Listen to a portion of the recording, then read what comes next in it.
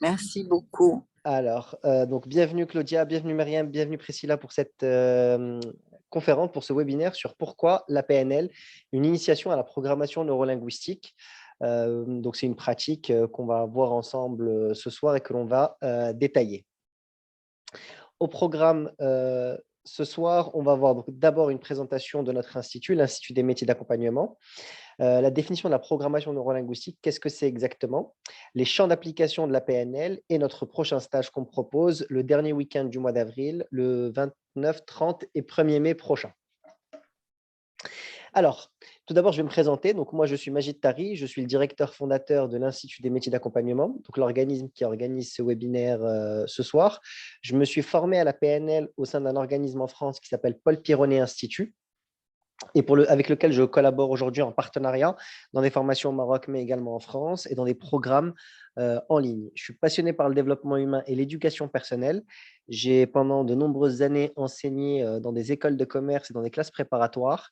Et justement, j'ai utilisé des outils de PNL et de coaching pour pouvoir aider et accompagner mes étudiants à réussir leurs examens, leurs concours et à se déployer à titre personnel.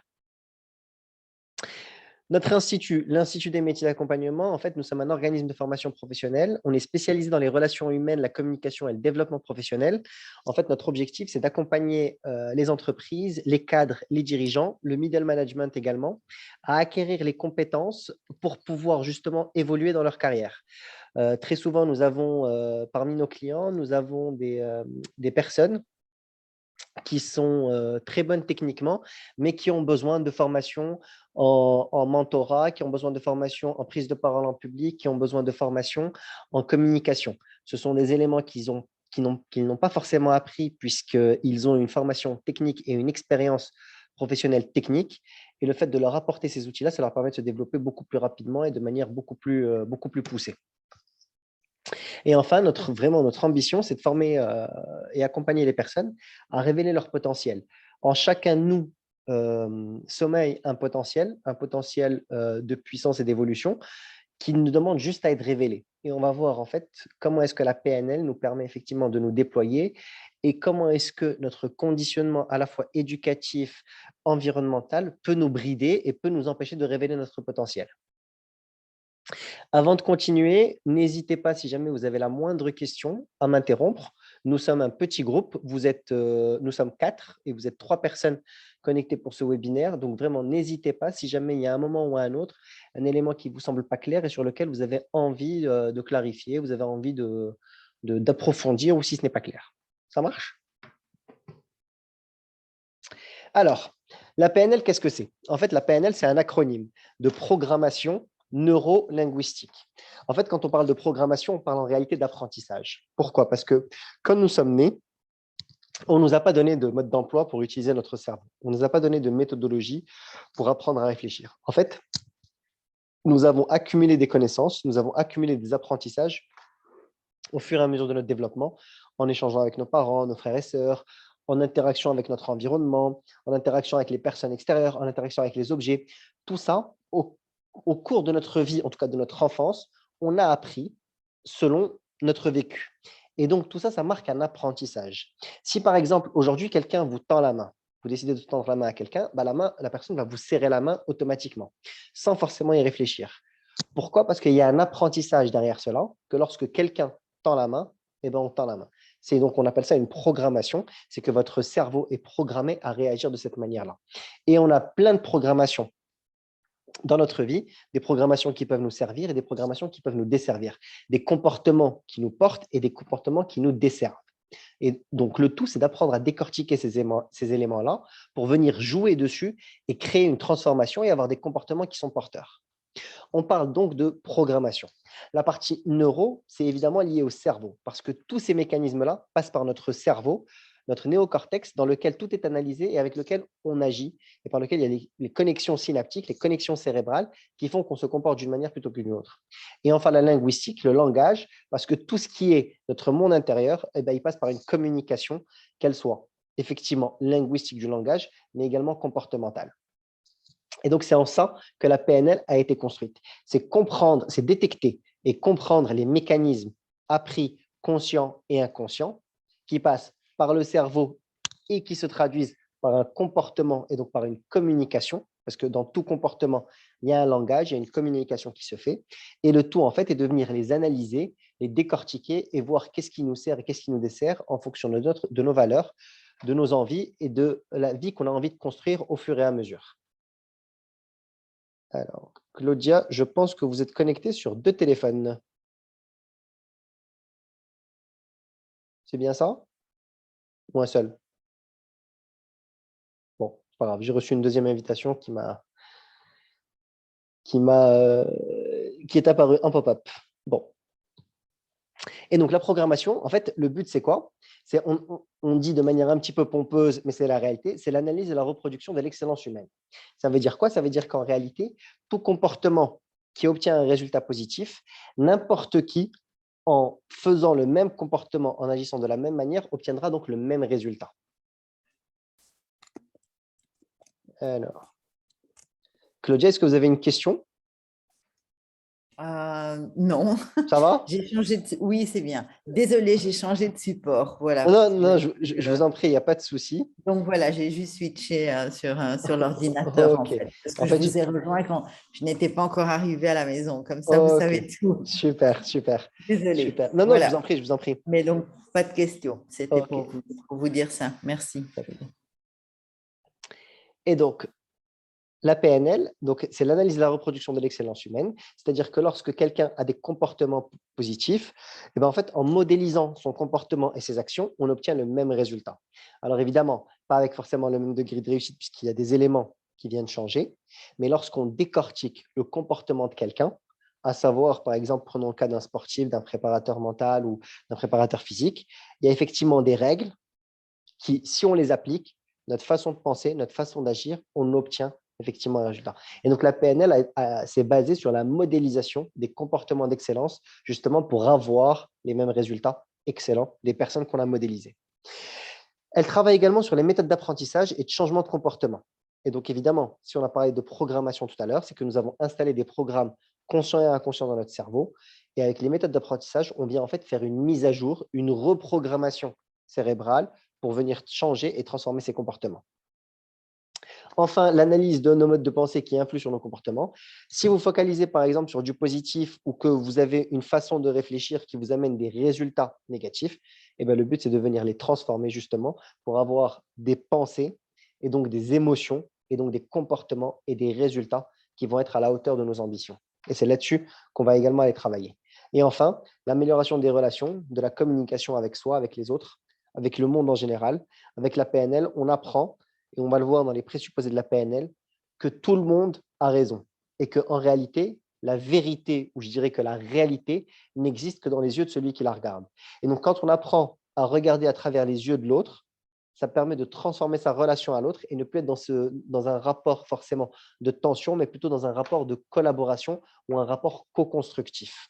Et ça, grâce à la PNL, on arrive à changer notre vision des choses justement pour pouvoir construire ensemble.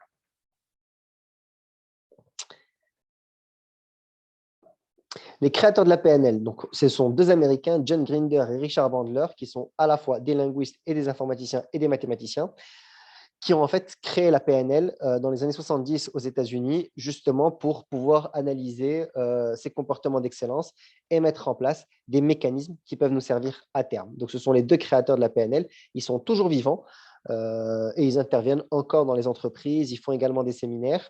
Et ce qu'il faut savoir, c'est que ce sont les créateurs initiaux de la PNL, mais la PNL s'est enrichie également de plusieurs praticiens qui ont appris, qui ont en fait développé et qui ont continué à creuser au sujet de la PNL. Et la PNL, c'est aussi un mélange. Elle s'est beaucoup inspirée en fait d'autres pratiques comme la thérapie familiale de Virginia Satir, comme l'hypnose ericksonienne de Milton Erickson, comme l'analyse transactionnelle. En fait, elle est allée prendre les meilleures pratiques de d'autres approches et elle a apporté également sa vision des fondateurs, justement pour créer au final le principe de programmation neurolinguistique. Les objectifs de la PNL sont multiples. Tout d'abord, le premier, c'est enrichir sa vision du monde et être flexible. Comme je vous disais tout à l'heure, c'est-à-dire que la réalité n'existe que dans les yeux de celui qui la regarde. Et quand on parle d'enrichir sa vision du monde, c'est-à-dire élargir le champ des possibles. Très souvent, parfois, on se dit, ah bah tiens, si je le savais, je l'aurais fait autrement. Ça, c'est une expression qui nous arrive, qu'on dit, qui peut nous arriver de dire, ah bah si je le savais, je me serais comporté différemment. Ou bien si j'avais cette information-là, je me serais comporté. Mais l'information en question que je n'avais pas au moment T, en réalité, j'aurais pu l'avoir si j'avais décidé d'élargir ma vision du monde. Et ça permet quoi? Ça permet en fait de changer les différents points de vue que l'on peut avoir. En fait, il n'y a pas qu'un seul point de vue, il peut y avoir 36 000 points de vue possibles, et le tout, c'est effectivement de venir enrichir cette vision. Déterminer une direction de vie. Forcément, puisque étant donné que la PNL, elle va travailler sur les programmations, sur nos importants, sur nos émotions, sur nos valeurs, en fait, on peut, à partir de là, commencer à créer une vie qui nous inspire, une vie dans laquelle on a envie de se diriger et pas forcément une vie qui nous a été dictée par la société, par l'entourage ou quoi que ce soit.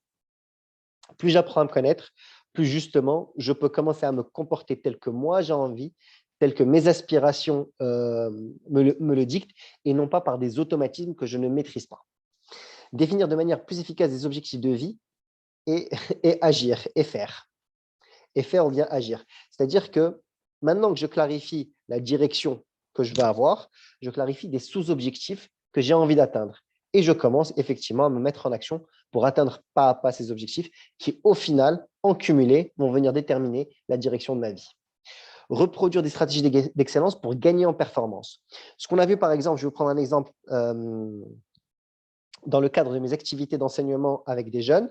En fait, j'ai pu détecter, et aussi un certain nombre de coachs ont pu détecter que ceux qui réussissent le mieux dans le domaine académique, ils ont des comportements spécifiques à l'égard des matières qu'ils travaillent. C'est-à-dire qu'il y en a, par exemple, qui font des fiches, il y en a qui préparent à l'avance, il y en a qui travaillent à la dernière minute, il y en a, par exemple, pour les résolutions mathématiques qui utilisent des moyens mémotechniques. Bref, chacun a sa méthodologie et le but, c'est quoi? C'est de détecter notre modalité de fonctionnement. Est-ce que je suis plus quelqu'un de visuel et donc j'ai besoin de fiches? Est-ce que je suis quelqu'un d'auditif et donc j'ai besoin d'écouter mon cours pour pouvoir le réussir? Peu importe, le but, c'est d'analyser, de comprendre ces mécanismes internes et de mettre en place des stratégies qui vont permettre de réussir par la suite. Apprendre à être orienté solution, c'est aussi un des gros acquis de la PNL et vous allez voir qu'au fur et à mesure de vos formations, ce qui se passe, c'est qu'on ne réfléchit, on ne se dit plus pourquoi ça n'a pas marché, mais plutôt de se dire comment est-ce que ça peut marcher. Il y a deux façons de voir. Soit on s'apitoie un petit peu sur le passé, se poser des questions, pourquoi les choses m'arrivent, pourquoi je n'ai pas eu tel résultat, etc. Ou bien de se dire, OK, maintenant ce que je fais, c'est que je vais me concentrer sur quel est le résultat que je veux et comment est-ce que je peux faire pour l'atteindre. Et donc la PNL, elle se focalise davantage sur le comment faire les choses que pourquoi est-ce que les choses arrivent. Enfin, mieux gérer ses émotions, ne plus subir ses émotions, mais bien au contraire apprendre à les accueillir, les comprendre et justement agir en conséquence. Et enfin, mieux communiquer et améliorer ses relations avec son entourage, avec ses proches et avec soi-même surtout. Être beaucoup plus indulgent envers soi-même, apprendre à s'écouter pour justement commencer à agir en direction de ce qui me porte. Alors, tout à l'heure, je vous ai parlé de quelques présupposés, enfin, je les ai rapidement évoqués. Là, on va en voir 5 ensemble. Il y en a 10 des présupposés de la PNL. Ce sont en fait des principes fondateurs. Et on va en voir 5 ensemble et vous allez comprendre. Tout d'abord, la carte, le premier principe, le premier présupposé de la PNL, c'est que la carte n'est pas le territoire. Ça veut dire quoi? La carte, en fait, c'est la représentation du monde. Mais une représentation ne veut pas forcément dire la réalité. Amusez-vous, par exemple, à montrer une image à quelqu'un et de lui demander de la reproduire. Enfin, montrer une image à 2 personnes et leur demander de la reproduire. Et bien, chacun, en fait, va la reproduire à sa manière en fonction de ce qui était important pour lui. Et c'est en ça, en fait, qu'on dit que la carte n'est pas le territoire, c'est-à-dire que la représentation du monde n'est pas la réalité du territoire. Mais la carte, c'est une représentation que moi j'ai de ce que je vois. Mais on demande à quelqu'un d'autre, il aura une représentation qui sera différente. Et donc, c'est un des présupposés de la PNL dans le sens où la carte, en fait, c'est basé sur notre programmation, sur nos référentiels à nous, et ça n'évoque pas forcément la réalité du territoire qu'on est en train d'observer. Rencontrer l'autre dans son modèle du monde. Ça veut dire quoi? Ça veut dire que lorsque je communique avec quelqu'un, par exemple, en fait, moi, j'ai mon point de vue et il a le sien. Et en fait, la PNL m'apprend à me déprogrammer, à ne plus regarder uniquement selon mon spectre mon champ de vision, mais plutôt à aller regarder dans le spectre de la personne en face, regarder, aller la rencontrer dans son modèle du monde, c'est-à-dire aller me mettre dans ses yeux, me mettre à sa place pour justement observer le monde avec ses critères à elle. Et donc, on passe plus, grâce à la PNL, on passe d'un mode où je pose des questions, où j'essaye de comprendre l'autre, plutôt que d'être dans une forme d'affirmation, dans une forme de rapport de force. Et forcément, ceux qui réussissent le plus, ce sont ceux qui ont la plus grande capacité de flexibilité, justement pour pouvoir s'adapter aux autres et à leur environnement. Enfin, un troisième principe de PNL, il n'y a pas d'échec, il n'y a que du feedback. Et là, ça rejoint très souvent, ça rejoint un atelier que j'anime assez régulièrement sur la peur de l'échec. La réalité, c'est que l'échec n'existe pas, tout comme la réussite. Ce sont deux principes qui n'existent pas en réalité, puisque l'échec et la réussite, ce sont des processus d'évolution. Et que tant qu'on n'a pas décidé d'abandonner, d'arrêter, il n'y a pas d'échec. Et en fait, un échec aujourd'hui, c'est juste que j'ai mené un projet, j'ai fait une tentative et elle n'a pas marché. Je n'ai pas eu l'effet escompté, je n'ai pas eu le résultat que je voulais obtenir. En revanche, ce que j'obtiens, c'est que je reçois des informations. C'est-à-dire, je reçois de l'expérience, des choses qui me permettent de comprendre par la suite que tel et tel élément que j'ai mis en place n'a pas forcément marché. Et donc, ça me permet juste de recommencer pour mieux faire, justement. Donc, il n'y a pas d'échec, il n'y a que du feedback, il n'y a que du retour d'expérience. On ne prend rien comme un échec, mais bien au contraire, comme de l'apprentissage. C'est Nelson Mandela qui disait, soit je réussis, soit j'apprends. Et c'est exactement ça. On ne peut pas ne pas communiquer. C'est également un des présupposés de la PNL. Alors, je crois que j'ai une question. Peut-on utiliser la PNL avec les enfants? Tout à fait. Tout à fait, Priscilla. La PNL peut être utilisée avec les enfants et bien au contraire, c'est même vivement conseillé. Moi, je dis très souvent, et on va le voir au fur et à mesure, que c'est dommage que la PNL ne soit pas enseignée à l'école parce qu'elle nous permettrait de mieux appréhender le monde, apprendre à mieux se connaître et ne pas être en référence externe, à savoir par rapport juste à ce que nous disent les gens, mais plutôt apprendre à se connaître et à agir en conséquence. Et la PNL, elle sert également dans le cadre de l'école, de l'apprentissage, puisqu'il y a des méthodes de PNL qui permettent de mieux apprendre, apprendre à apprendre avec la PNL, des techniques et des outils qui permettent de mieux retenir, de mieux intégrer, de mieux comprendre les éléments mathématiques, les règles de français, de grammaire, les règles d'anglais, etc. Et qui permettent justement une évolution plutôt rapide des élèves dans leur cursus académique. J'espère avoir répondu à ta question. Oui, merci. Oui, parce que justement, quand tu parlais le troisième, il n'y a pas d'échec, il n'y a que du feedback. En fait, moi, à l'école où en fait, quand un enfant ne réussit pas au redouble ou a des difficultés, on a tendance à parler d'échec scolaire. Et justement, parce que moi, j'ai des enfants et je sais ce qu'elles aiment et ce qu'elles n'aiment pas dans certaines matières et je leur dis, on ne peut pas être bon partout. Voilà, on a des appétences et je leur dis qu'elles ne sont pas en échec, enfin, et qu'il y a faut pas qu'il y ait cette notion d'échec, mais plutôt de bah, là, tu n'y arrives pas, il faut peut-être que tu revoies ta méthode. Comme tu disais, il y a des gens qui, pour apprendre, ont besoin d'écrire, qui sont plus au niveau visuel ou au niveau sonore. Et donc c'est vrai que en tout cas, au niveau, moi, je trouve que l'apprentissage à l'école française n'est pas adapté parce qu'on ne fait pas forcément du cas par cas. C'est un peu la règle du on apprend, enfin, apprennent tous la même chose, sauf qu'ils ont des niveaux différents et ce qu'ils apprennent, ils ne voient pas l'utilité. Parce que peut-être qu'aussi, on Exactement. ne leur apprend pas l'utilité. Donc voilà, c'était une petite parenthèse, parce que comme j'ai des enfants, et c'est vrai que des fois, pour les devoirs, bah, elles peuvent avoir des difficultés. Moi, je ne sais pas comment intervenir ou je leur dis de leur trouver leur propre méthode. Mais voilà, elles ne connaissent pas encore leur propre méthode. Et donc voilà, c'était pour savoir si on pouvait utiliser la PNL avec les enfants. Complètement. Bien sûr, on peut utiliser la PNL avec les enfants. Et justement, par rapport à ce que tu viens de dire, elles ont des difficultés quelque part.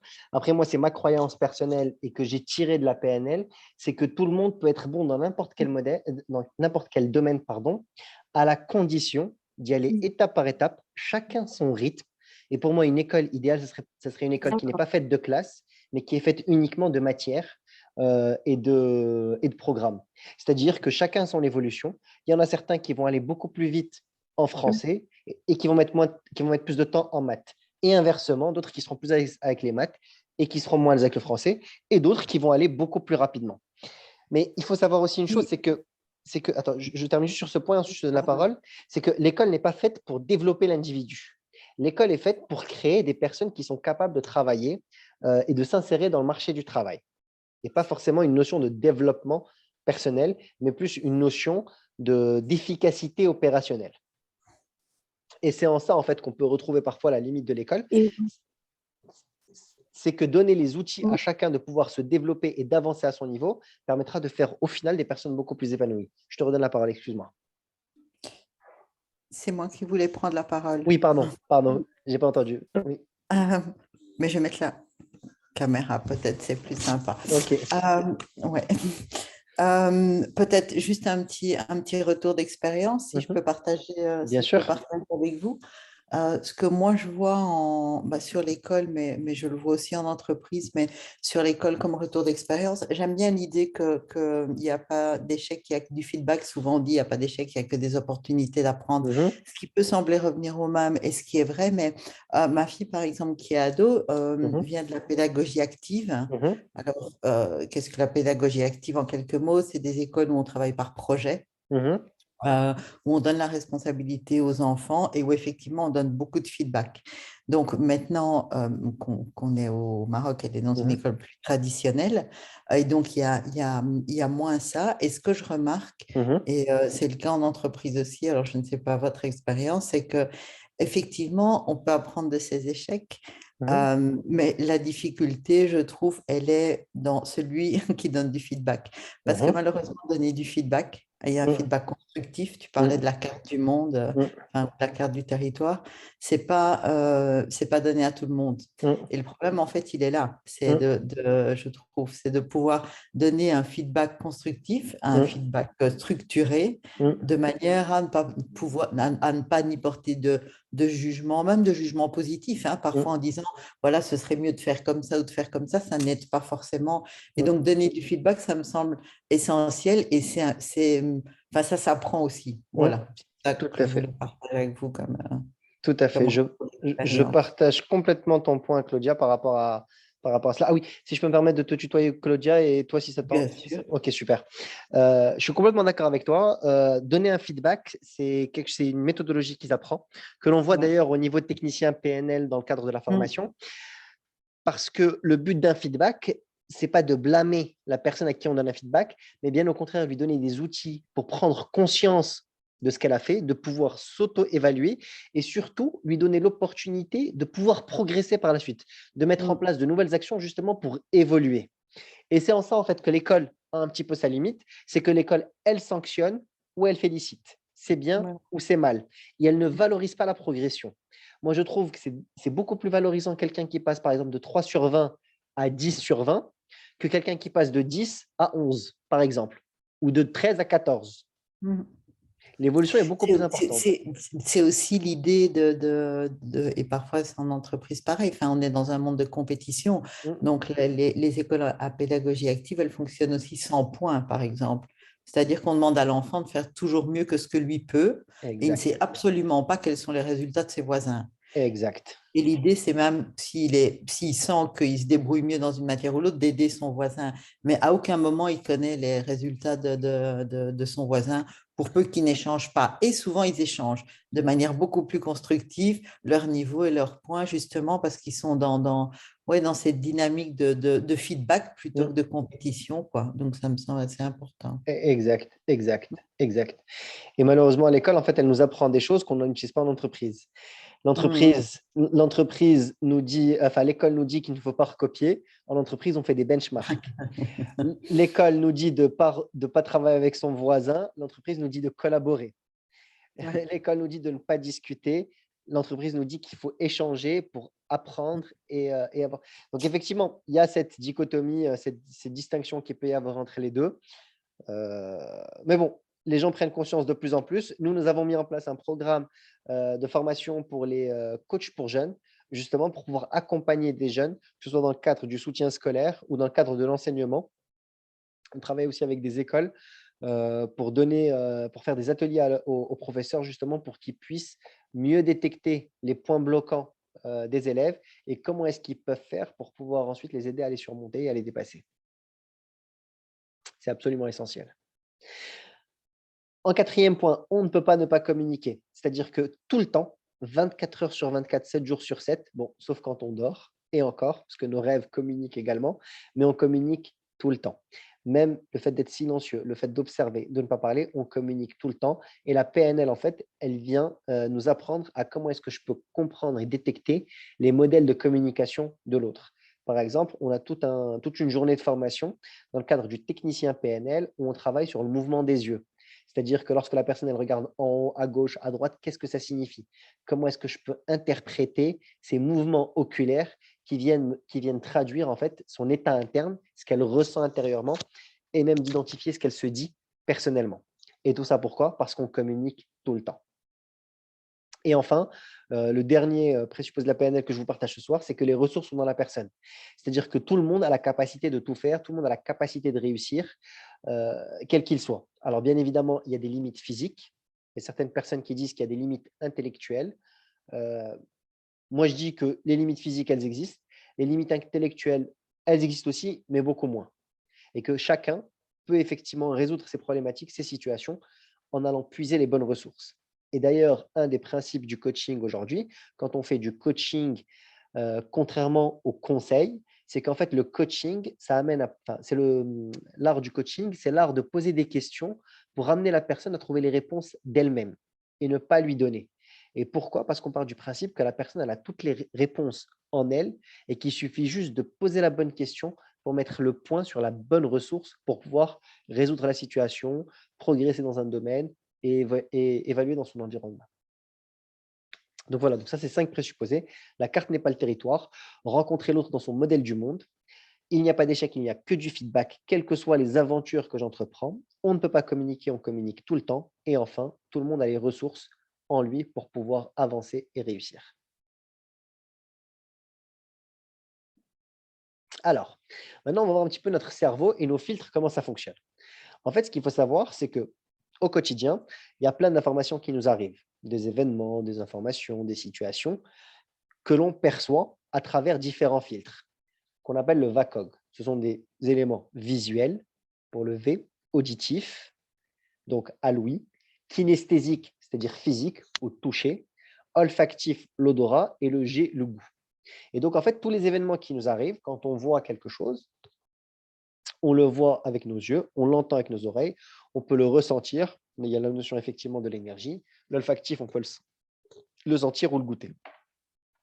Et qu'est-ce qui se passe quand on reçoit ces informations-là de l'extérieur et qu'on les filtre à travers ces 5 sens, le VACOG? Elles parviennent au cerveau qui, lui, en fait, fait 3 choses. Soit il fait de l'omission, c'est-à-dire qu'en fait, il ne sélectionne pas tout. Et heureusement, on a autour de nous des milliers et des milliers d'informations chaque jour qui nous arrivent. Si on devait être attentif à toutes ces informations, notre cerveau tomberait par terre et on ne pourrait pas tout suivre. On fait également de la distorsion, c'est-à-dire que lorsqu'une information nous arrive, c'est ce qu'on appelle de l'interprétation. On tord l'information qui nous parvient de l'extérieur en fonction de nos référentiels. Ou bien on fait de la généralisation et on se dit que c'est tout le temps comme ça.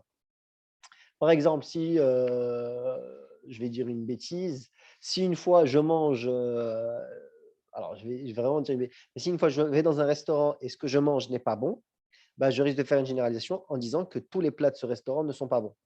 Mais tout simplement parce que l'événement que j'ai eu, que j'ai filtré à travers le G, le filtre gustatif, m'a donné une réponse qui était négative à l'égard de cet événement-là, et j'en ai fait une généralisation. Et donc, par la suite, je n'irai plus dans ce restaurant, justement parce que je considère que ce que j'ai mangé la première fois, eh ben, en fait, c'est général à toutes les situations. Ça, c'est les actions de notre cerveau. Et en fait, avec ces informations-là, on fait des interprétations. Des interprétations, c'est-à-dire qu'on donne un sens à l'information que nous avons reçue. Et ça, sur la base de quoi? Sur la base de nos expériences, ce qu'on vient de dire là il y a quelques instants par rapport à l'exemple du restaurant, par rapport à nos croyances, ce que l'on croit être vrai ou faux dans le monde qui nous entoure, et par rapport à nos valeurs. Et par rapport à nos valeurs, c'est-à-dire quels sont nos importants, quelles sont les valeurs que je porte, quelles sont les valeurs auxquelles je crois, et qui me permettent d'interpréter ces informations qui me parviennent de l'extérieur. Et sur la base des interprétations, eh ben forcément, il y a des émotions qui se créent, des émotions, des états internes. C'est-à-dire que j'ai un événement, qui m'arrive, je suis allé au restaurant, ce n'était pas bon. Donc ça, c'était avec le filtre gustatif. J'en fais une généralisation. Tout ce qu'il y a dans ce restaurant-là n'est pas bon. Pourquoi est-ce que je fais une généralité? Bah, tout simplement parce que je suis déjà allé dans un autre restaurant où j'avais essayé 3 plats et les 3 n'étaient pas bons. Et donc là, aujourd'hui, je fais une généralisation sur le fait qu'à chaque fois que je vais dans un restaurant et c'est pas bon, eh ben, c'est général, toute la carte n'est pas bonne. Et donc, ça me met dans un état interne qui est plutôt négatif puisque je suis déçu de ce que j'ai mangé. Et là, ça m'amène en fait à avoir des comportements. Et donc, le comportement, c'est soit je fais un scandale, par exemple, soit je vais écrire un commentaire sur TripAdvisor ou peu importe. Je mets en place un comportement qui va en fait venir répondre à l'état interne, à l'émotion que j'avais juste auparavant. Et c'est sur la base de ces comportements que j'ai ma vie actuelle. C'est-à-dire qu'à partir de ce moment-là, je décide de quitter ce restaurant, je décide de mettre un mauvais commentaire, je décide d'avoir un scandale, et ben en fait, ma vie va être conditionnée par rapport à ça, puisque par la suite, je ne vais plus revenir dans ce restaurant. Alors là, j'ai pris l'exemple du restaurant, mais on peut l'appliquer à plein de choses. On vit tous les jours des expériences positives ou négatives avec lesquelles on fait des distorsions. De la même manière, j'aurais très bien pu tomber sur un restaurant qui était super bon, et je me dis, eh ben, tous les restaurants, toute la carte de ce restaurant est absolument délicieuse. Et donc, j'en garde un souvenir qui est positif. J'aimerais savoir, est-ce que nos expériences de notre enfance, donc ce qu'on a vécu, l'éducation qu'on a reçue, nos blessures internes, est-ce qu'elles peuvent influencer comment notre cerveau interprète les événements et donc toute la suite logique? Bien sûr, bien sûr. En fait, ce qui se passe, c'est qu'il y a un événement qui arrive. Donc, tu l'interprètes à travers un filtre visuel, auditif, kinesthésique, olfactif ou gustatif. Tu sélectionnes ce qui t'intéresse à travers ton cerveau. Mais là, en fait, tu vas en faire une interprétation en fonction justement de tes blessures, c'est-à-dire tes expériences, tes croyances, tes valeurs. Tu vois, c'est à ce niveau-là que ça va se faire, l'interprétation. Et c'est à ce niveau-là que par la suite va être impacté. Par exemple, si tu as un traumatisme, je ne sais pas moi, un exemple de quelqu'un qui crie, bah, justement, tu vas peut-être faire un parallèle avec une expérience vécue dans le passé où ça s'était mal passé avec quelqu'un qui criait. Ça va te remettre dans un état interne qui est négatif. Et donc, tu risques de te refermer, de pleurer, de devenir agressif ou peu importe. Et donc, d'avoir des comportements qui vont répondre à ces émotions-là et qui vont venir influencer ta vie actuelle. Moi, j'aime bien prendre l'exemple, je prends souvent l'exemple quand je parle de PNL, vous avez un rencard ou un rendez-vous avec votre petit copain ou avec un nouveau petit copain ou une nouvelle petite copine et la personne arrive en retard. Donc, l'événement, c'est que la personne est en retard. Alors, le filtre, bah, c'est visuel, c'est principalement visuel puisque je regarde l'heure et la personne n'est pas là. Et bah, qu'est-ce que je fais? Je me dis, alors, j'oublie tout ce qui peut se passer, mais je me dis, ah bah tiens, les personnes de ce genre-là, par exemple, les mecs ne sont pas fiables ou les nanas ne sont pas fiables, je fais une généralisation. Et ça se base sur quoi? Bah, sur mes rendez-vous précédents. Ça me met dans un état interne négatif. Quand la personne arrive par la suite, je me mets à m'énerver et à lui reprocher de ne pas être venu. Et ce qui se passe, c'est qu'on peut effectivement soit faire le dîner, soit l'interrompre et se quitter. Et ma vie va être conditionnée par rapport à ça.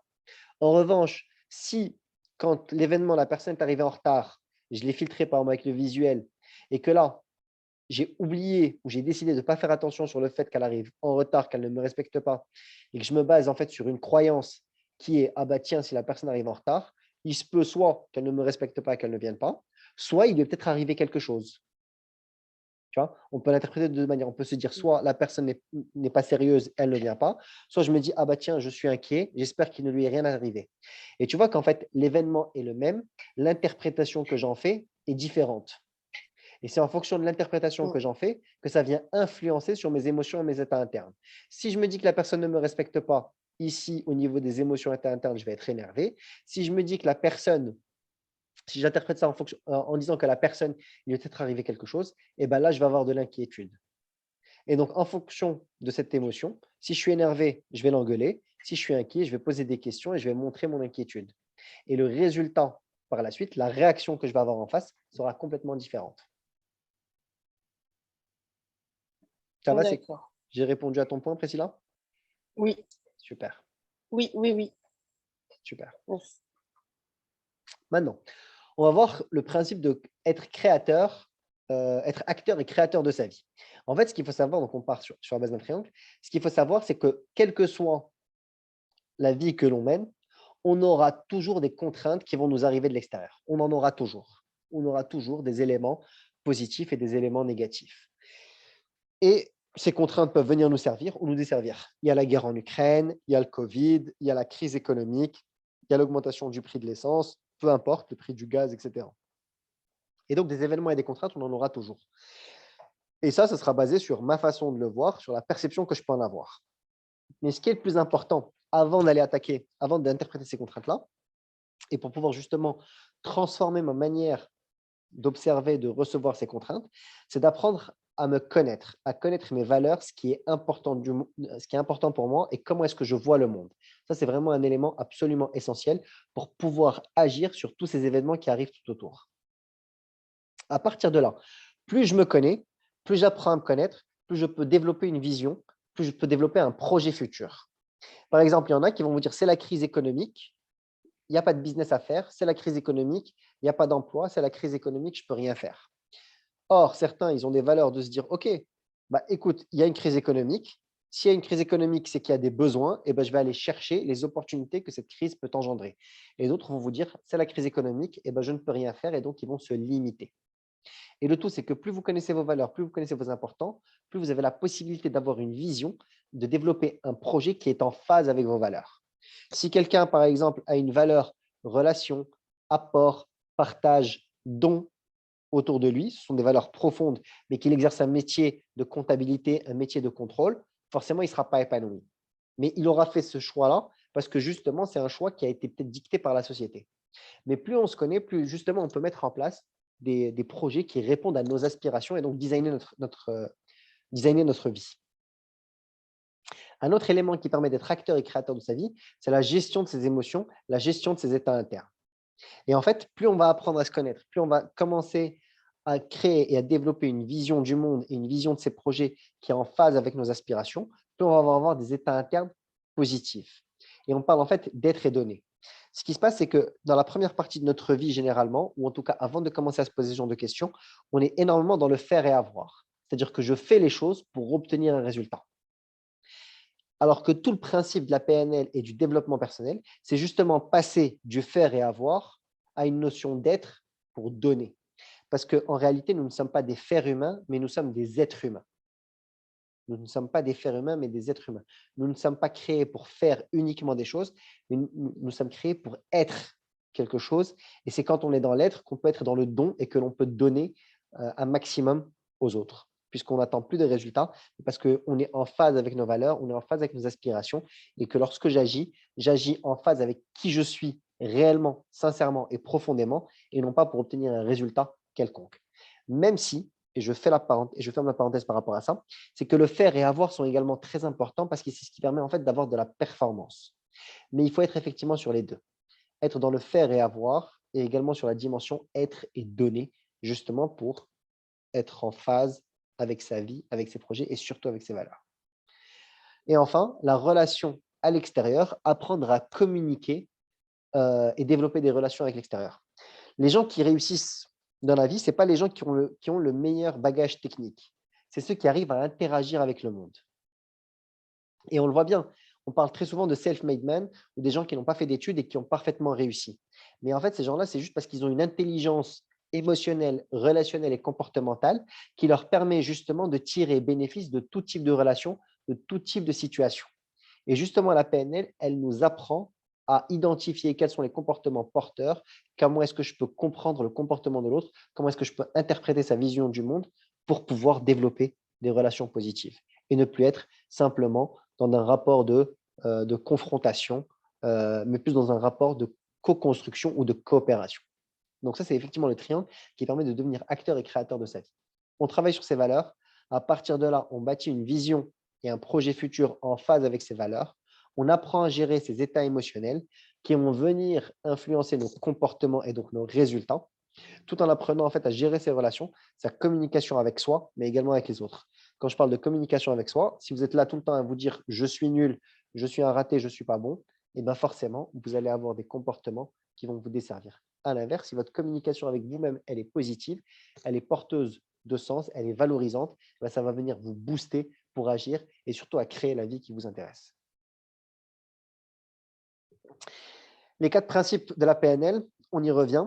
Donc tout à l'heure, on parlait des présupposés de la PNL. Là, maintenant, on parle des principes fondamentaux. En fait, il y en a 4. On commence par la droite, l'évolution et le changement. En fait, ce qu'il faut savoir, c'est que tout à l'heure, je vous ai parlé d'échec et de réussite. C'est que l'échec et la réussite, ce sont des processus. C'est-à-dire que c'est un voyage. Ce n'est pas une gare d'arrivée. Vous n'avez jamais 100% réussi et vous n'avez jamais 100% échoué. Puisque la réussite, dire que quelqu'un a réussi, on ne pourra le dire que lorsque cette personne aura quitté ce monde-là. Parce qu'effectivement, on peut mener des projets et parfaitement les réussir, et par la suite mener un projet et échouer. Est-ce que ça veut dire qu'on a raté ou qu'on a réussi notre vie? On ne peut pas le dire, puisqu'il y a eu des échecs et il y a eu des réussites. Et donc, ce principe-là d'évolution constante. Et en fait, elle passe par 4 étapes. Et c'est les étapes que je vous mets ici. En fait, le II, ce qu'il faut savoir, c'est que nous sommes tous inconsciemment incompétents. C'est-à-dire que face à une situation nouvelle, on ne sait pas qu'on ne sait pas. À l'âge de 3 ans, à l'âge de 4 ans, vous ne saviez pas que vous ne saviez pas conduire. Et donc, vous étiez inconsciemment incompétent dans l'art de la conduite. Arrive l'âge de 16 ans, par exemple, ou 14 ans, peu importe, et là, vous savez que vous n'avez pas les compétences pour savoir conduire. Et donc, qu'est-ce qui se passe? On devient consciemment incompétent. C'est-à-dire qu'on a conscience qu'on n'a pas les compétences justement pour agir.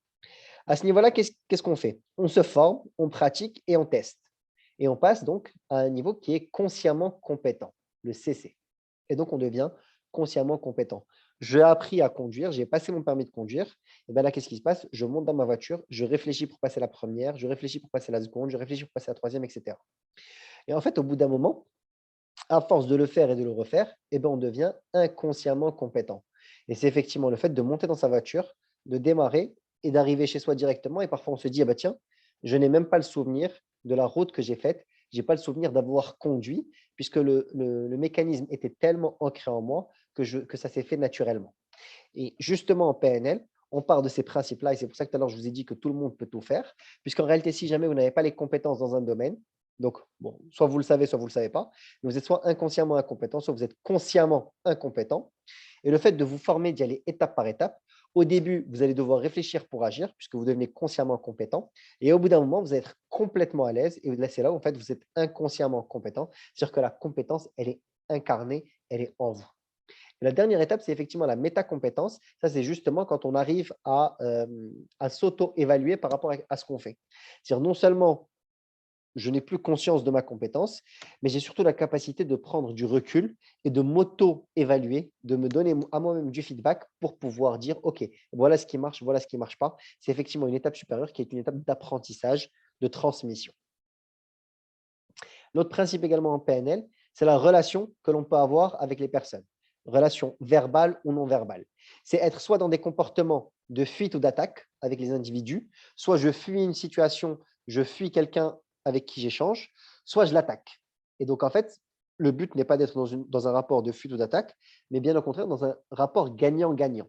Et donc, la PNL, elle nous apprend justement à, même si je suis en situation de confrontation, de désaccord avec un individu, à aller détecter quels sont les éléments qui vont me permettre justement d'avoir des relations constructives et positives. L'autre point, c'est les ressources et les capacités. C'est ce qu'on disait tout à l'heure. C'est-à-dire que tout le monde a les ressources, il faut juste aller les chercher pour pouvoir exploiter l'intégralité de ses capacités. Et enfin, la perception et croyance, c'est-à-dire qu'à chaque situation engendre une réaction. Les gens, en fait, par rapport à une situation donnée, je peux avoir différents types de réactions et la PNL vient transformer la relation que je peux avoir en fonction des situations et surtout la réaction que je peux avoir justement pour avoir des réactions qui sont positives et constructives. Et donc, tout le principe de la PNL, l'objectif de la PNL finale, en fait, c'est de passer d'un mode réactif à un mode proactif. C'est-à-dire ne plus subir sa vie, mais plutôt construire sa vie et être acteur pleinement de sa vie. Et donc, au lieu de rejeter la responsabilité, je prends ma responsabilité sur les choses. C'est-à-dire que ce n'est pas de ma faute. Être dans le rejet de la responsabilité, c'est de se dire, OK, c'est de la faute de l'autre, c'est de la faute d'un tel, etc., etc. Mais de se dire, OK, non, quelle est ma responsabilité dans ce qui m'arrive? Et plus on prend la responsabilité de ce qui nous arrive, plus on a la capacité d'agir. Parce que la réalité, c'est que des éléments externes, il en arrivera toujours. Mais c'est ma capacité à moi à recevoir, interpréter et transformer ce qui m'arrive qui me permet en fait d'avancer. Également, le mode réactif, c'est d'être dans la critique, la dévalorisation, la culpabilité de soi et des autres. Alors qu'en fait, être proactif, c'est être dans l'accueil. Rien n'arrive pour rien. Tout ce qui arrive autour de moi a une raison quelconque. Et c'est à moi d'aller identifier le cadeau caché derrière chaque événement qui m'arrive. Valoriser les expériences, valoriser les relations que je peux avoir et en fait être dans une forme de bénédiction de soi, de l'environnement. Le mode réactif, c'est aussi être dans la plainte et la victimisation. Ah ben, c'est pas de ma faute, c'est la faute des autres, j'ai pas de chance, j'ai pas suffisamment d'argent, j'ai pas suffisamment de temps, j'ai pas suffisamment, etc. Alors que le mode proactif, c'est apprendre à mettre de la puissance dans ce que je fais. Et ça, par exemple, moi, j'utilise beaucoup pour les personnes que j'accompagne dans le cadre d'une orientation professionnelle, c'est que très souvent, il y en a qui disent, oui, j'aime pas mon travail, j'aime pas ce que je fais, etc. Et moi, ce que je les invite à faire, et c'est là-dessus qu'on commence à travailler, c'est de se dire, au lieu de critiquer et de te victimiser par rapport à ton activité professionnelle que tu n'aimes pas, viens, on met le focus sur ce que tu aimes dans ton travail. Alors, viens, on va prendre une journée de travail et on va aller identifier quels sont les éléments qui te plaisent, quels sont les éléments qui t'intéressent, quels sont les éléments qui te portent dans ton travail. Et très rapidement, on voit qu'il y a plein d'éléments positifs dans son travail. Et rien qu'avec ça, on change la perception et la relation qu'on peut avoir par rapport à son activité professionnelle. Et donc là, qu'est-ce qu'on fait? On vient mettre de l'intelligence dans nos comportements, on vient mettre de la puissance dans ce que l'on fait, puisqu'on n'est plus dans la plainte et la victimisation de mon boulot ne me plaît pas, ma situation ne me plaît pas, mes collègues sont bêtes, sont méchants, etc. Mais plus aller chercher ce qui est positif. Et enfin, arrêter les automatismes destructeurs pour justement avoir des automatismes constructifs. En PNL, par exemple, il y en a que lorsqu'ils stressent, ils allument une cigarette. Quand ils stressent, ils mangent. Quand ils stressent, ils vont aller manger du chocolat, ils vont aller manger des éléments gras. Il y en a, quand ils stressent, ils se rongent les ongles. Et donc, ce sont des automatismes qui sont destructeurs. Alors, peut-être qu'à court terme, ça me fait du bien, mais à long et moyen terme, ça vient me porter préjudice. Et en PNL, notamment avec un protocole qui s'appelle le recadrage en 6 points, que l'on fait pendant la formation de technicien PNL, on vient transformer ces comportements. Et donc, ne plus être dans des comportements destructeurs, mais des comportements constructifs, justement. J'ai une situation qui ne me plaît pas, qui me met dans une situation un petit peu mal à l'aise, mais ce n'est pas grave, je vais quand même aller identifier qu'est-ce que je peux mettre en place qui va répondre à mon besoin intérieur, mais qui va être dans une démarche constructive. Et c'est tout simplement passer d'une situation, en tout cas d'une vie de perte, à une vie de gain. Quand vous faites des formations PNL, il y a plusieurs choses en fait qu'on apprend. Tout d'abord, gérer ses émotions et apprendre à les identifier. Comment est-ce que je peux utiliser ces émotions? Comment est-ce que je peux utiliser mon cerveau pour qu'il commence à me servir, pour que les mécanismes de mon cerveau soient au service de la vie que j'ai envie de construire? Comment est-ce que je peux améliorer ma relation avec moi-même et avec les autres? Comment est-ce que j'apprends à écouter les autres? Développer la notion d'écoute active, montrer aux autres que je les écoute, que je les comprends. Je reformule ce qu'ils me disent, justement pour les faire adhérer à ma vision par la suite. J'apprends à m'écouter en identifiant quoi? En identifiant mes valeurs, en identifiant mes comportements et qu'est-ce que je peux mettre en place justement pour servir mes valeurs. Et enfin, développer ces soft skills que l'on n'apprend pas forcément à l'école, apprendre à communiquer, développer la confiance en soi, développer la relation à soi, être dans un environnement où je peux exprimer ma créativité. Tout ceci, ce sont des éléments de soft skills que l'on n'apprend pas à l'école, mais qu'on apprend au sein des formations de PNL, justement. Moi, à titre personnel, mes changements personnels quand je me suis formé à la PNL. La première chose, c'est que j'ai clarifié mes objectifs et j'ai mis en place des plans d'action pour les atteindre. Justement, j'ai fait une école de commerce, j'ai suivi un cursus dans les métiers du conseil un petit peu classique, mais j'ai jamais pris le temps, enfin en tout cas, j'avais jamais pris le temps de réfléchir à ce qui me faisait réellement vibrer, ce qui me plaisait vraiment. Quand j'ai travaillé sur la PNL, je suis allé identifier les valeurs qui me portent, les éléments qui me nourrissent et justement créer un parcours de vie, un parcours de carrière qui vient répondre à mes aspirations. Et l'enseignement, l'éducation, le partage, la formation, c'est quelque chose qui me porte. Et c'est en ça que par la suite, j'ai créé l'Institut des métiers d'accompagnement. Ça m'a également permis de gagner en confiance en moi et en assurance personnelle. Alors évidemment, dans le lycée, dans le collège, etc., j'étais dans un questionnement permanent. Que pensent les autres de moi? Est-ce que ce que je fais, c'est bien, c'est pas bien, etc. Là, aujourd'hui, j'ai pu développer des comportements où peu importe le regard des autres, j'ai confiance, non pas juste en moi, mais j'ai confiance en ce que je fais. Donc, j'agis, je fais des choses et puis ensuite, le résultat, il viendra. Puisque justement, il n'y a pas d'échec, il n'y a que du feedback. Donc, je tente, j'entreprends davantage de choses puisque par la suite, tout le résultat que je peux avoir, c'est uniquement du feedback pour progresser. Et ça rejoint la notion d'entreprendre ma vie. J'ai également appris à mieux gérer mes émotions. J'étais quelqu'un de très colérique auparavant, c'est-à-dire que le moindre petit élément pouvait me mettre dans une colère noire, pouvait me desservir. Et j'avais lu une fois une phrase qui était intéressante, c'était que la colère est la punition que l'on s'inflige à nous-mêmes à cause du comportement de quelqu'un d'autre. Et justement, quand j'ai compris d'où venaient mes colères, c'était tout simplement des valeurs qui n'étaient pas respectées. Je suis allé mettre de la conscience sur les valeurs qui n'étaient pas respectées lorsque j'étais dans des situations de colère, et ça m'a permis de mieux gérer mes émotions. Avoir conscience de ma valeur et l'estime de soi, ça rejoint un petit peu la notion de confiance en soi, où là, j'ai pu capitaliser, lister et valoriser mes points forts, ce qui m'a permis également de développer l'estime de moi-même. Ainsi qu'améliorer ma relation aux autres et apprendre à communiquer avec soi et son entourage, entourage et non pas entourage, petite erreur, avec son entourage. Justement, auparavant, j'étais dans un rapport où je voulais absolument avoir raison, où je voulais absolument imposer mon point de vue. Et grâce à la PNL, j'ai compris qu'en réalité, chercher à avoir toujours raison, c'est vouloir ne pas grandir. Puisque étant donné que le monde et il est grand, et que nous sommes 8 milliards d'habitants sur cette Terre, et donc il y a 8 milliards de points de vue, le fait d'apprendre à améliorer mes relations, à avoir de meilleures relations avec les autres, en fait, ça ne peut que me nourrir. Prendre le temps d'écouter l'autre, d'essayer de le comprendre, d'accepter son point de vue qui peut être différent du mien, ça ne peut m'aider qu'à grandir et à me développer. Me préparer mentalement et plus facilement aux échéances et clarifier mes valeurs et mes importants, justement pour construire une vie qui m'inspire. Maintenant, par rapport aux formations de base PNL. Donc, nous, on propose une formation base PNL le 29, 30 et 1er mai prochain. Donc, c'est une formation en ligne que l'on fait grâce à l'application Zoom et dans laquelle on va voir beaucoup d'éléments. On va voir les 4 grands piliers de la PNL, ceux qu'on a vus tout à l'heure, l'évolution personnelle, la relation, la communication, mais également les ressources et les capacités, ainsi que les situations et chaque situation apporte une interprétation.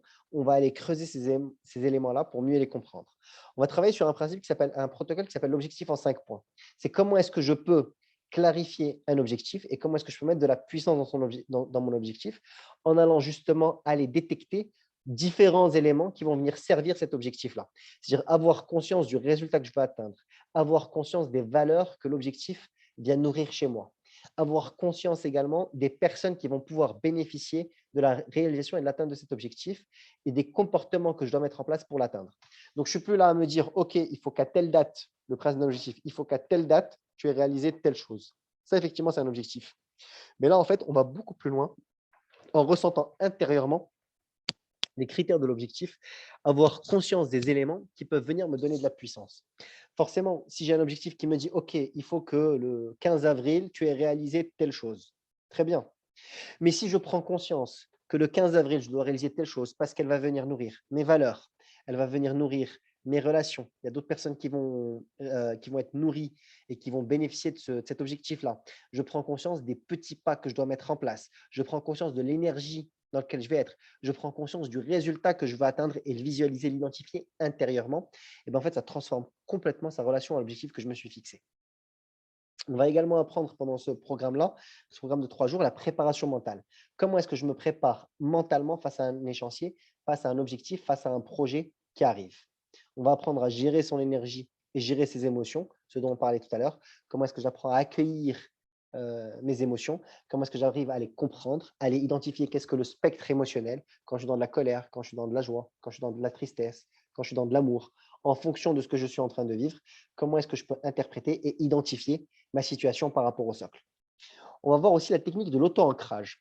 Un ancrage, qu'est-ce que c'est? Un ancrage, c'est un stimuli que l'on peut avoir, par exemple, voir une photo, toucher une partie de son corps, avoir un comportement quelconque qui vient en fait me donner de l'énergie ou au contraire venir me plomber. Et la technique de l'auto-ancrage, c'est justement en fait une technique qui permet de s'auto-ancrer soi-même, justement pour développer des ancrages que l'on peut activer à la demande chez nous pour nous mettre dans une énergie qui est positive.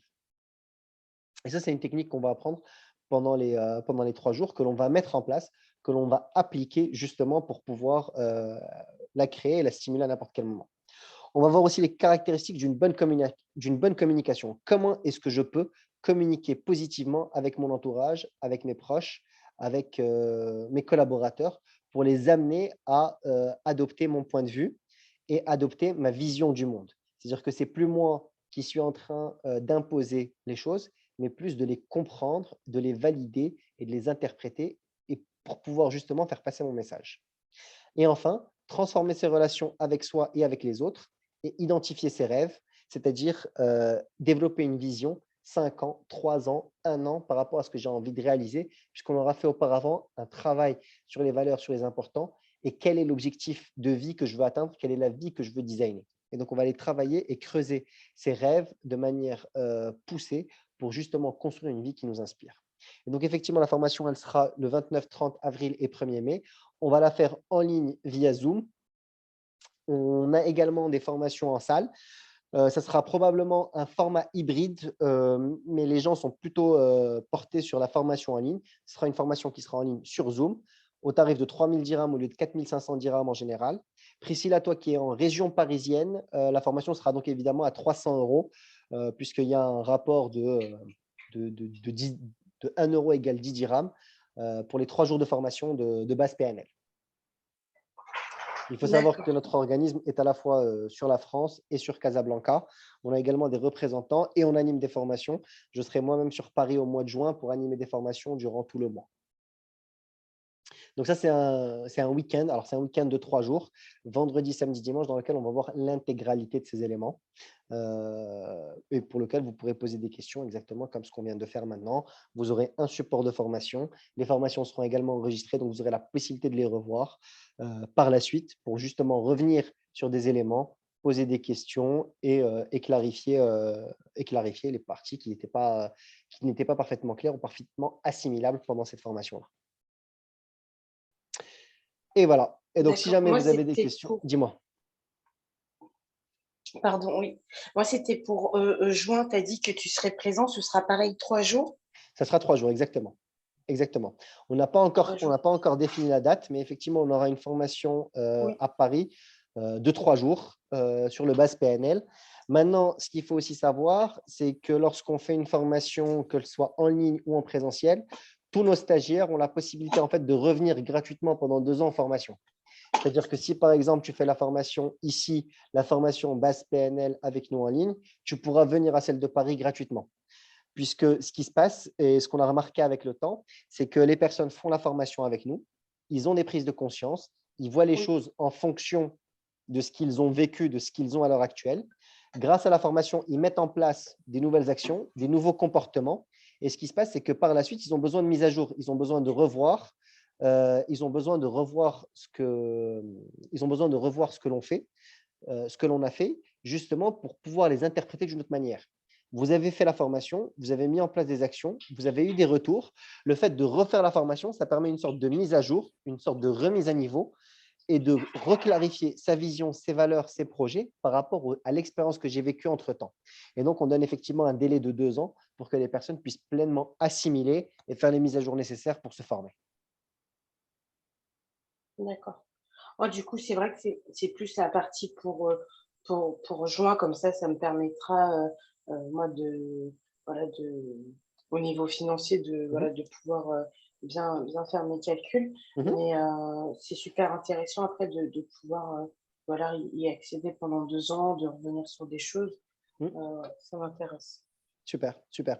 Bon, de toute façon, on a tes coordonnées, donc on pourra t'envoyer effectivement, Oui, on envoie régulièrement aux personnes qui participent à nos ateliers, à nos webinaires, les différents ateliers qu'on propose, les différentes formations qu'on propose, etc.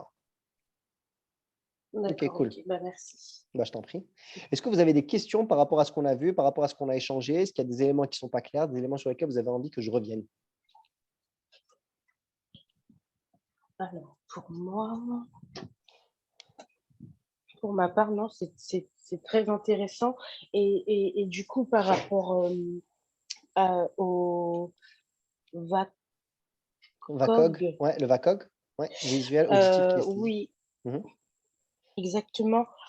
Tu parlais voilà, des différentes méthodes mhm, et ça m'a un petit peu fait penser à la sophrologie. Bon, alors j'en ai jamais fait, mais mhm, dans mes études, j'avais une intervenante qui était aussi sophrologue et pareil, qui parlait pour certaines situations, voilà, on pouvait faire appel à la sophrologie, par exemple, pour les méthodes d'apprentissage, ce genre de mhm, choses. mhm. Donc, c'est vrai que ça m'avait fait un petit peu penser. Je ne sais pas si il y a des liens entre la PNL et la sophrologie. Est-ce que peut-être la sophrologie, c'est une déclinaison de la PNL, mais plus basée, je crois, c'est sur le souffle.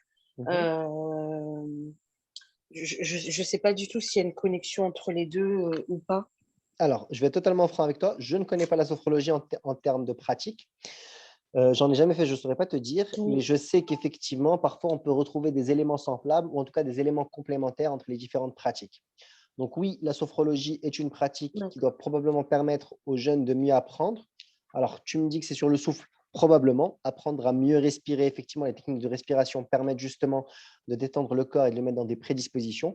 Moi, je pense qu'elles sont complémentaires les unes avec les autres, mais effectivement, elles peuvent avoir effectivement des points communs, puisque la finalité, on la retrouve, c'est effectivement le fait de mieux se comporter, ou en tout cas d'avoir des comportements et des actions qui sont en phase avec nos valeurs et avec nos importants. D'accord. Non, mais c'est super intéressant la PNL parce que voilà, là, je suis dans un processus où justement, j'essaye de voir des fois certains côtés positifs à des situations personnelles qui sont plutôt négatifs.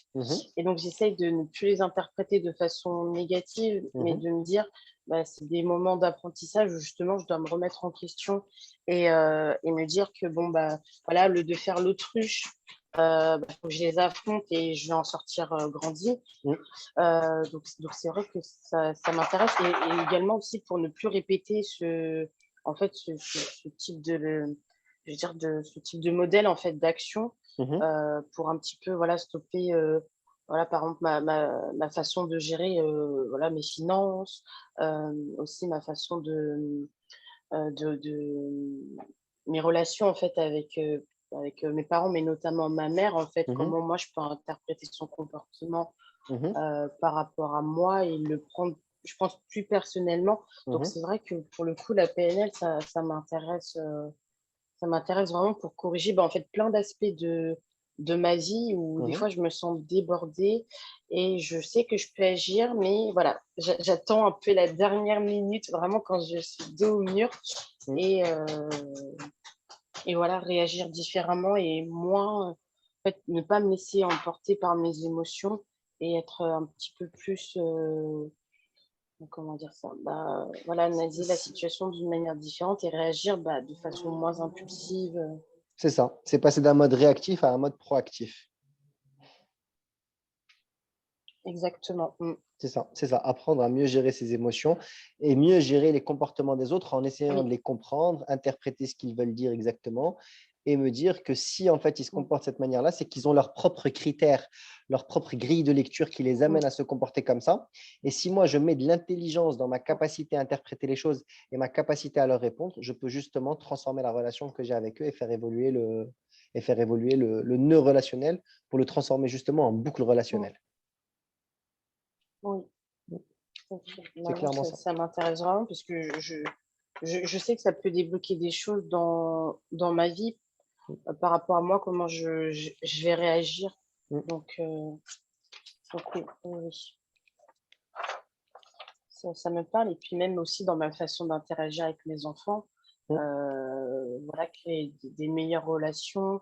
Voilà. Ça, c'est vrai qu'à ce niveau-là, la PNL, ouais, ça m'intéresse. Super, super. On te tiendra au courant justement pour le prochain séminaire. Avec plaisir, tu pourras nous rejoindre sur Paris pour 3 jours de formation. Et puis ensuite, si tu as envie de poursuivre dans un niveau technicien et praticien, ça sera aussi faisable dans un second temps avec grand plaisir. Ok, bon, super. Je te remercie beaucoup. Je t'en prie. Est-ce que tu as d'autres questions, Priscilla, Claudia, Mariam, est-ce que vous avez des questions par rapport au contenu, par rapport au cursus, par rapport à la méthodologie, par rapport à l'approche? J'ai pas de questions. Super. Non, pas de questions. Ok, super. Écoutez, on arrive à la fin de ce séminaire. J'ai juste un dernier petit service. Alors, pour ma part, un petit service à vous demander. Je vais vous mettre un questionnaire de satisfaction ici sur le chat. Je viens de vous envoyer le lien. Si vous avez la possibilité d'y répondre, ça me permettra, moi, de comprendre un petit peu plus vos attentes, de comprendre un petit peu vos retours, et puis justement pour progresser et continuer à proposer des programmes les plus intéressants possibles aux personnes qui nous suivent. Est-ce que vous l'avez bien reçu sur le chat? Oui. Super, super. Ben, écoutez, merci beaucoup. Si jamais vous n'avez plus de questions, ben, j'ai plus qu'à vous libérer la soirée. Vous libérez ce soir. On aura encore accès au questionnaire ou pas? Oui, le questionnaire. Alors, si tu cliques dessus, il va sortir sur une… Si tu cliques dessus, il va apparaître dans une fenêtre et donc là, tu pourras le remplir quand tu veux, directement depuis ton navigateur. Donc là, tu as cliqué dessus? Merci. Pardon. Oui, merci. Super. Super, donc là, vous l'avez et puis vous le remplissez même après le live et on pourra, comme ça, on pourra prendre vos réponses et puis agir en conséquence. D'accord.